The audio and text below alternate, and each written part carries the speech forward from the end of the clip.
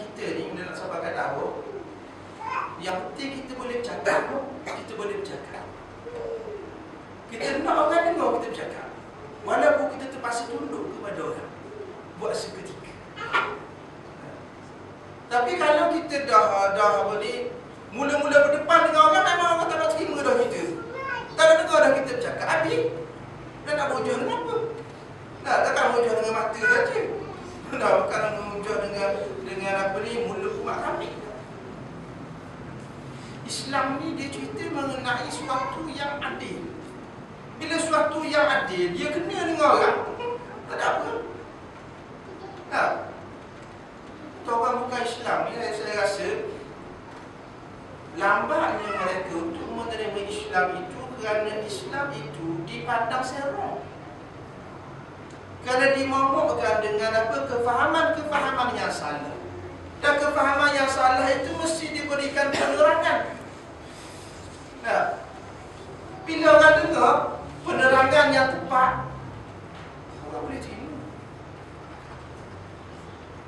Ada manusia walaupun ego, bila kita bercakap dengan dia, depan dia marah, balik dia berfikir. Itulah saya rasa terkesan dengan kata-kata seorang pendakwah, pimpinan Ikhwan Muslimin pertama di Suriah, Mustafa Sibai. Mustafa Sibai dia kata, dalam berhujah, dalam berdebat dengan orang, tidak penting orang itu tunduk kepada kita ketika dalam perdebatan. Tapi yang penting ialah apa yang kita sampaikan itu boleh didengari oleh orang. Bila kita sampaikan sesuatu, walaupun dalam keadaan mungkin perdebatan yang hangat, biasanya orang tu balik dia akan berfikir. Sebab itulah dulu saya pernah cerita, Ahmad bin Hanbal berdebat dalam persoalan fiqh dengan kawan dia. Walaupun dia itu pertahankan pandangannya, bila dia balik dia tukar pegang pandangan saudara dia, kawan dia. Kawan dia pula walaupun keras masa berdebat, balik ngajar kepada anak murid dia pandangan yang diberikan oleh Ahmad bin Hanbal. Apa? Jadi kita ni bukan nak orang supaya dia tunduk pada kita di hadapan, kata ya betul kan betul. Apa nak mengaku begitu? Tapi yang penting itu kita boleh selitkan, sampaikan maklumat itu, biar bila seorang tu balik dia berfikir, itu kita dah berjaya dah. Kita dah berjaya dah. Yang penting kita bercakap je tau. Sebab tu di mana-mana pun, di kedai kopi, di mana-mana pun, bila orang sebut satu fakta yang salah, kita biar orang cakap. Dah, biar dia tak ada apa ni, tak ada mudah dah. Kita tanya kita, kan? Biasanya orang dah cakap tengok you saja cakap, kita jadi apa pandangan? Bila kita tanya pandangan kita pun nak sumbang 1, 2, 3, 4, 5. Nah. Tapi kalau orang cakap kita bercakap, ini dia nak berkata, ya? Dia tak akan sampai ke depan. Sebab itu Nabi SAW dalam bab perbualan dia biar dulu. Contohnya dalam kita cerita dah dulu, ketika baginda didatangi oleh salah seorang daripada ahli parlimen Quraisy yang menawarkan kepada baginda tawaran-tawaran yang menggiurkan. Kalau kamu datang bawa ajaran baru ini, kalau kamu nak apa, kami boleh berikan harta pada kamu. Kalau kamu nak jadi raja, kami boleh jadikan kamu raja. Kalau kamu nak jadi pimpinan besar sehingga semua pandangan kamu diterima, kami boleh jadikan kamu pimpinan. Kami tidak akan mengeluarkan apa pandangan melainkan setelah mendengar pandangan kamu. Kalau kamu sakit, kamu boleh tahu pada kami boleh kumpul dana untuk bayar bagi pihak kamu. Selepas dia tabur semua tu, dia bawa dah hujah-hujah dia, Nabi kata dia, intahaita ya Abul Walid, afaragta ya Abul Walid, adakah kamu telah selesai wahai Abul Walid? Kata dia, nah, ya. Kemudian Nabi baca surah Fussilat. Sampai dekat ayat fa in a'radu fa qul anzartukum sa'iqatan mithla sa'iqati 'adin wa thamud. Kalau mereka berpaling, Maka katakanlah pada mereka, wahai Muhammad, anzartukum sa'iqatan mithla sa'iqati 'adin wa thamud. Aku beri peringatan kepada kamu dengan tempikan yang menggegarkan, sebagaimana tempikan yang menggegarkan yang telah diturunkan kepada kaum 'Ad dan juga Thamud. Pada ketika itu Abu Walid terus menutup mulut Nabi sallallahu alaihi wasallam, dan dia balik bertemu dengan ahli parlimen yang lain dalam keadaan rupa tidak sebagaimana dia datang dan rupa yang harap dia dapat menang, tapi balik dalam keadaan yang sangat kecewa, sehingga dia menyatakan, tak payah layanglah Muhammad, biar dia lah nak sampaikan apa. Kata metode Nabi, dia biar dulu. Nah, kamu dah dapat apa? Sampai. Nah, lepas disampaikan, akhirnya baginda baca ayat Quran. Nah, ayat yang baginda baca menjawab persoalan yang ditimbulkan oleh Abu Walid. Jadi aspek-aspek inilah kita kena tengok. Di dalam bab berdakwah benda tu yang diberi perhatianlah. Kalau dalam perbualan pada ceramah ni yang Allah bagi kita ceramah tau. Dan kecuali kalau betul soal jawab, baru dah kita buka soal jawab. Jadi sebut ceramah, kita ceramah dah. Tapi dalam perbualan itu yang perlu diberikan perhatian. Sebab kita nak bercakap ni mesti kita ada matlamat. Kita bertemu dengan orang ni mesti kita sampaikan sesuatu. Tapi nak sampaikan sesuatu ke cara macam mana? Ada caranya, kita kena biar cakap.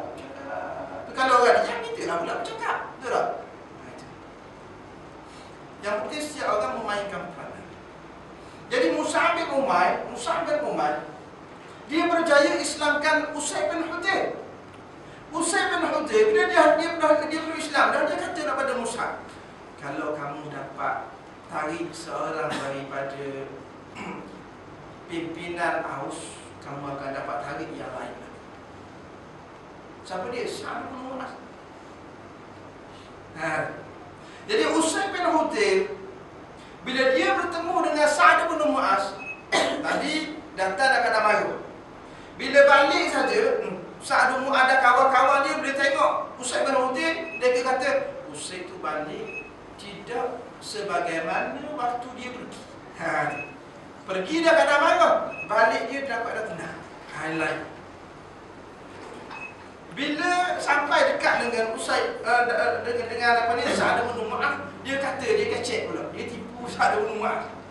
Dia kata tu sepupu kamu As'ad bin Zurarah sekarang ni menghadapi masalah. Mana ada orang cara dia nak pukul dia, baik kamu pergi cepat. Jadi Sa'ad bin Mu'az ni dengan cepat dia bawa dengan pisau dia, dengan pedang dia tu, bersegera pergi ke tempat As'ad bin Zurarah dan juga Mus'ab bin Umair. Bila dia sampai, dia tengok tak ada apa orang. Tak ada apa orang buku apa Sa'ad bin Zurarah. Dia pun kata, ni aku kena tipu. Aku kena tipu. Maka pada ketika itu bila bertemu dengan Mus'ab, dia juga berikan ancaman sebagaimana ancaman yang dibuat oleh Usaid bin Hudayr. Tetapi Mus'ab dengan gayanya kata, baik tuan duduk dulu. Nah, dengar apa saya nak sampaikan. Kalau ini sesuai dengan Tuhan, terima. Kalau tak sesuai, saya berhenti. Tapi bila diterangkan Islam, Sa'ad bin Mu'az tiba-tiba mengiyakan apa yang disebut oleh Mus'ab bin Umair, dan dia juga tanya bagaimana kalau nak perlu ajaran baru, nak ikut ajaran baru yang dibawa oleh Mus'ab bin Umair. Jadi dia juga diajar untuk mandi, untuk melafazkan kalimah syahadat, dan akhirnya beliau pula berdakwah kepada rakan-rakannya yang lain, dan keseluruhan atau hampir keseluruhan penduduk Aus, Arab Aus memeluk Islam. Dan yang dibawa ke pimpinan pemudanya iaitu memeluk Islam. Jadi tuan punya kitab kita ini dia bawa berkaitan dengan apa ni? Dengan dia bawa isu yang berkaitan dengan dakwah. Dan isu berkaitan dengan dakwah ini ditampilkan dengan rupa seorang pendakwah yang berjaya. Wallahu a'lam lah. Kalau ada rupa smart tu, patutnya tu calon yang terbaik lagi. Kemudian baginda sallallahu alaihi wasallam bersabda, "Wa kaifa bikum?" Bagaimana keadaan kamu nanti? Idza ghada ahadukum, kalau seseorang kamu dia boleh pergi ke suatu tempat bihullatin dengan satu pakaian,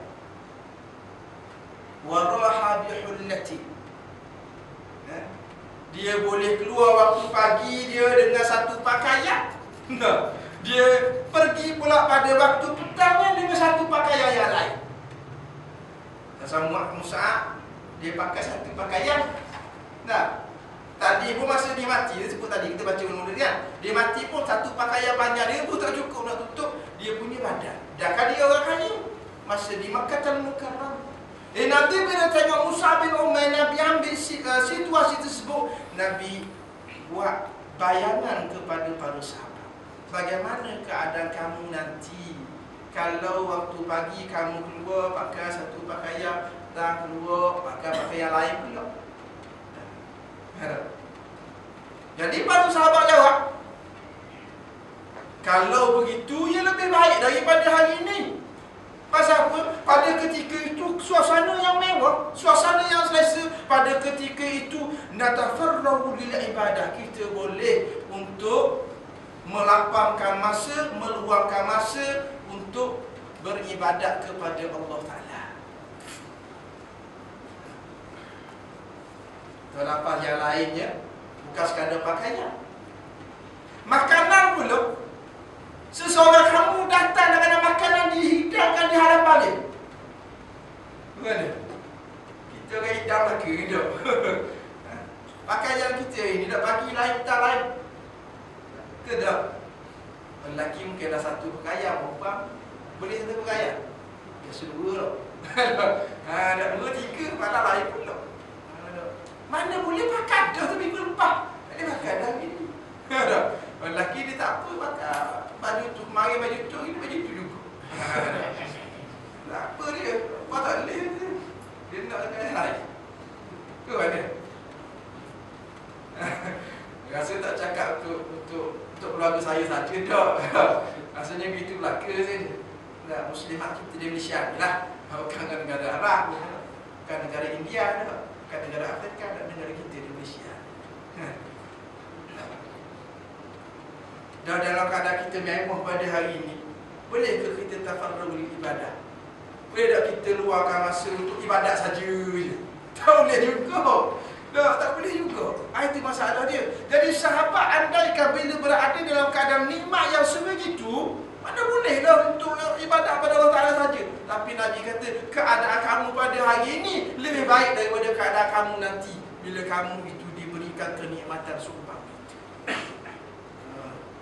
Yalah, sahabat-sahabat yang dah buka negara, dah jadi ketua negara, yang dah ada tanah yang diberikan hasil daripada sumbangan dalam jihad. Dah kaya, pakaian bertukar-tukar. Tapi bolehkah setiap orang tafarruhul ibadah sebagaimana mereka meluangkan masa beribadah bersama-sama dengan Nabi sallallahu alaihi wasallam? Ini ujian kita, ujian kemewahan. Ujian. Di dalam ujian kemewahan inilah ramai yang lalai daripada menjalankan tanggungjawab amal ma'ruf dan nahi munkar. Dalam ujian kemewahan kita ini, yang inilah yang gagal untuk melaksanakan tanggungjawab amal ma'ruf nahi munkar. Dan kalau tiap-tiap malam asyik nak pergi makan, bawa bini pergi makan tempat-tempat yang sedap-sedap lah sikit tau. Itu masa mana kita nak bincang hal apa? Hal kepartian, hal kempen, kempen mengenai Islam. Macam mana kita nak bincang, nak tarik dengan kampung kita supaya memahami Islam dengan lebih mendalam, sama ada dalam keadaan main ke surau ke, atau dengan keadaan risalah ke. Banyak mana risalah yang telah kita buat, banyak mana kata-kata yang telah kita gantungkan, banyak mana kata-kata telah kita edarkan, banyak mana eksmen yang telah kita sampaikan. Secara secara terancang. Mungkin tak ada. Mungkin tak ada. Kalau kita balik, mari surau, kemudian balik makan, kemudian tidur, esok pergi